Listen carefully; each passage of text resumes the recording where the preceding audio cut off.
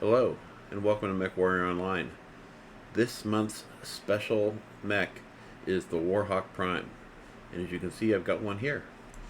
Think of this as kind of like a lighter version of a direwolf. It looks like a direwolf, but it's a little bit lighter. And as you can see, I'm running pretty much the same weapons that it has on it. I added some paint schemes to it, and once I get the pattern, I'll probably add that and probably end up changing that as well. But this is what I've got on it. I've got the 4-ear PPCs that comes with it. I skipped the missiles and went with laser AMS and a whole bunch of double heat sinks to keep this thing running fairly cool.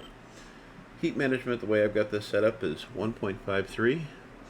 Firepower is 40. Not a lot, but it's going to do some damage. And the speed is 64.8 kph. And as this is a 85-ton mech, this is essentially considered a light version of the direwolf. This is how I've set up the armor for now until I get the armor quirked up a little bit, and then this will probably be reduced a little bit so I can throw some more in the front. Let me show you what you get on this thing as far as quirks.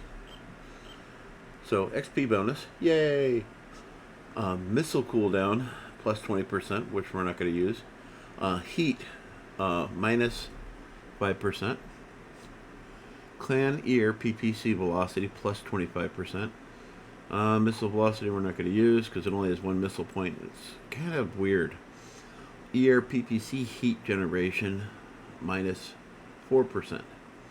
So if you look at that, that's actually minus 9% right there.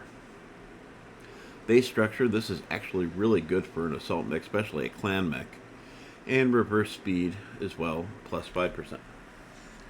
So this is actually a fairly tanky mech, and you can run this thing fairly well. I would recommend going with 2 double heat sinks, and if you want to try out different weapons on it, I've tried building it with 4 heavy large lasers, but you're going to run into some heat issues there as well, because 2 or more large lasers. And I think overall this is a pretty good looking mech, and you can have some really good fun with this if you know how to position it right. I wouldn't call this a front lines mech since it doesn't have any primary weapons on the torsos, but because this is an omnipod mech, you can change out some of the torso pieces to get a little bit more out of this. And I hope this is useful, and I hope to see you on the battlefield.